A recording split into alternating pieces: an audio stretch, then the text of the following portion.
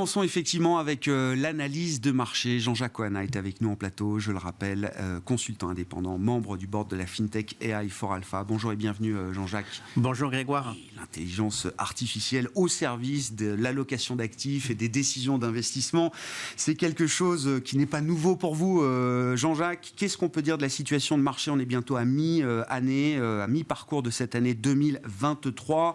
Moi je dis souvent les marchés en entre-deux eaux. Vous dites les marchés en eau troubles à ce stade. Oui, c'est l'expression que je retiens parce que il me semble qu'en fait on a un environnement macroéconomique qui est assez confus finalement et qui est reflété par l'appréciation contradictoire de la conjoncture aussi par les banquiers centraux qui aussi très rapidement entre pauses monétaires et lutte et priorité à la lutte contre l'inflation. On l'a vu hier avec la Banque du Canada qui remonte ses taux à 4,75. Je dois dire aussi que 4,75 pour le Canada, c'est un niveau qui est plus élevé que les États-Unis relativement à l'histoire du Canada, puisqu'on est au plus haut depuis 1995, donc ça fait quasiment 30 ans qu'on est au plus haut des taux atteints au Canada, alors qu'on n'a pas atteint ce niveau, le niveau correspondant aux États-Unis. Ensuite, on a eu la même appréciation de la banque australienne quelques jours auparavant. Et puis finalement, on a aussi les investisseurs qui aussi très rapidement sur le niveau des taux, entre des taux qui baisseraient très rapidement. C'était notamment le cas après la faillite de SVB, où je rappelle qu'on était à 5,5% sur le taux 2 ans, qu'on a baissé à 4% et même en dessous très rapidement, en une semaine en réalité. Et puis on est revenu là à 4,56. Donc ça montre bien que l'hésitation finalement des investisseurs, des banquiers centraux et des macroéconomistes de manière plus large est très importante.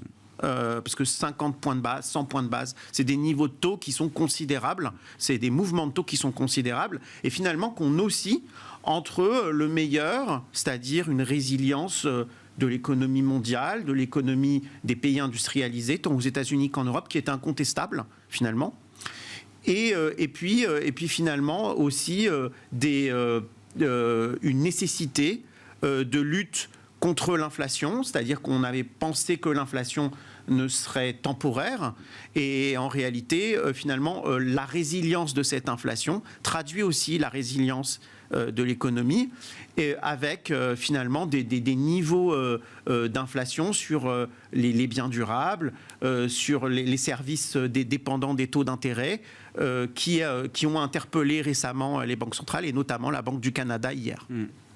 Ce qui est intéressant, c'est de regarder aussi ce qui se passe du côté des marchés actions. Alors, je vois la volatilité sur le marché obligataire, la difficulté à saisir le réglage, la trajectoire future de la politique monétaire.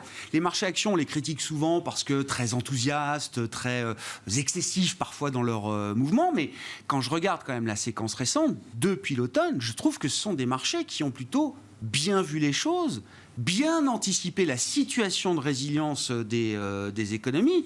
Le rebond commence fin septembre, début octobre pour les marchés actions, quand le monde est noyé dans un narratif plus pessimiste que jamais, Jean-Jacques. Alors, c'est vrai, c'est en grande partie vérifié, puisque en fait, finalement, on peut dire que les marchés européens avaient très bien anticipé cette résilience, et c'était, nous en avions parlé. Oui. Le risque à la hausse. Voilà, avant l'année 2023. Cependant, on pourrait dire qu'il y a quand même un avant SVB et un après SVB. Nous le voyons dans nos indicateurs de liquidité. C'est-à-dire qu'avant SVB, il y avait finalement une participation à la hausse des marchés qui était assez générale, avec plutôt quand même un mouvement value, et puis finalement, depuis SVB, il y a eu une divergence qui s'est opérée. On va en reparler parce qu'elle se résorbe actuellement et c'est assez intéressant. Mais il y a eu une divergence majeure entre les actions de croissance aux États-Unis, mais aussi en Europe, puisque avec des secteurs un peu différents, aux États-Unis, vraiment la tech et dans la tech, les Big Five de la tech, les GAFAM, faudrait ajouter le N ouais, au milieu. Un nouvel acronyme, voilà, pour avec, la décennie qui vient. Avec Nvidia, évidemment. Ouais. Et puis en Europe, avec ces valeurs du luxe qui ont notamment propulsé le CAC 40 vers ces nouveaux records. Donc on a eu finalement une divergence très importante sectorielle et de style et géographique. Ouais. Et ce qu'on observe quand même ces derniers jours, et notamment depuis le début du mois de juin, c'est un rattrapage de certaines zones géographiques, notamment les émergents, la Chine, de certains secteurs et de certains types de capitalisation. On pense par exemple aux petites capitalisations américaines qui sont en hausse de 8% depuis le début du mois. Aussi peut-être des matières premières qui expriment une certaine résilience on peut l'attribuer notamment au plan de relance chinois, en tout cas aux velléités de relance en Chine. On n'a pas encore, c'est pas encore très bien chiffré, mais on voit qu'il y a des velléités de relance sur le secteur immobilier en Chine. Et donc cela finalement, cela nous donne une proposition aujourd'hui d'un paysage boursier beaucoup plus équilibré qu'auparavant et beaucoup moins inquiétant, donc, avec finalement une participation à la hausse qui s'est récemment améliorée. Et c'est ce que nous voyons aussi sur nos indicateurs. Et donc, au total, alors pourquoi on peut dire qu'on est en eau trouble ? Parce que finalement, en surface, la situation de liquidité est bonne. On a des divergences, des fractures qui sont en train de se résorber. Et donc, cela est plutôt positif. Et puis finalement, on a des marchés qui sont globalement bien orientés. Cependant, on pourrait dire quand même, et là c'est la face un peu sombre, c'est qu'on a des courbes de taux qui sont très inversées.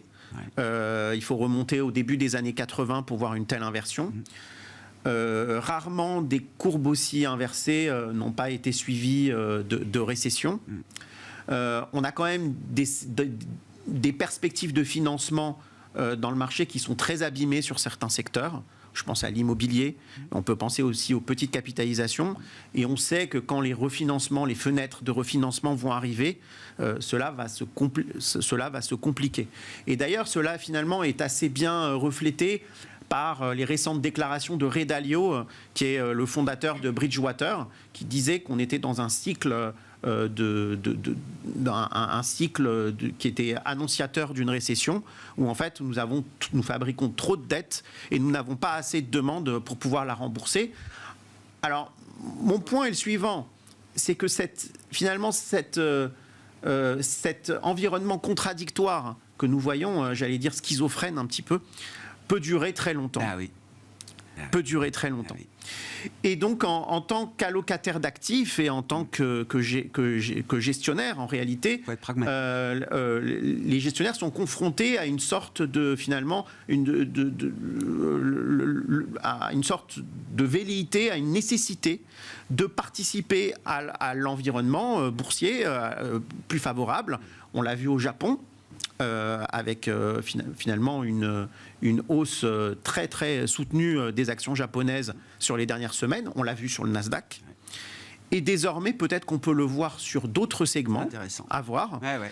Et donc, quelque part, finalement, les gestionnaires d'actifs dansent sur un volcan. Ils savent qu'on a un volcan, qu'on a des risques importants de récession, peut-être de crise financière, qu'SVB n'était peut-être, finalement, la faillite de SVB n'était peut-être qu'une première alerte parmi d'autres qui seront potentiels, puisque en fait, le problème de financement des banques, notamment des petites banques américaines, n'est pas réglé.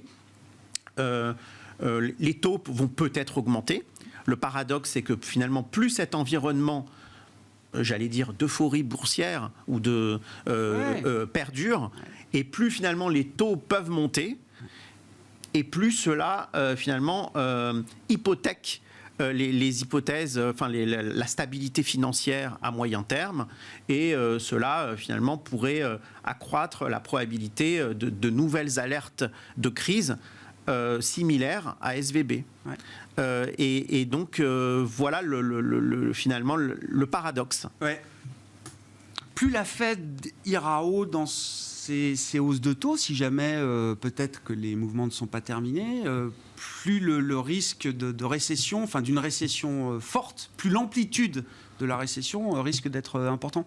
Oui, et de la future crise financière, tout simplement parce que en fait, cette hausse de taux qui maintenant perdure et s'établit dans la durée, et finalement on voit très bien que le scénario des marchés de dire que les banques centrales allaient très vite renverser cette hausse de taux par des baisses l'année prochaine ou même en cours d'année, c'était le scénario de début d'année, enfin ce scénario ne sera pas validé, et cela pose un énorme problème dans la quête de liquidité des banques de détail, et notamment aux États-Unis. En Europe, ça pose d'autres problèmes dans la stabilité de l'assurance vie, dans le maintien à flot du fonds en euros, par exemple, parce que tout simplement, il y a une alternative qui devient très intéressante pour les investisseurs aux États-Unis, mais aussi en Europe, maintenant, avec des taux qui sont quasiment à 4 en Europe. C'est le monétaire. Oui, bien sûr. Et c'est non pas l'obligataire, mais le monétaire, parce qu'en réalité, les courbes sont inversées et à court terme, avoir une rémunération sécurisée de 5 et finalement une alternative à considérer. Oui. C'est le retour d'une classe d'actifs qui avait complètement disparu du paysage et du radar des allocataires. On n'aimait pas être en cash, mais aujourd'hui, c'est une classe d'actifs comme les autres. Merci beaucoup Jean-Jacques. Merci pour cet éclairage sur la situation de marché en eau trouble, vous l'aurez compris, un marché entre deux eaux, et c'est vrai que les séances du moment reflètent plutôt bien cette situation. Jean-Jacques Oana, consultant indépendant et membre du board de la FinTech AI for Alpha.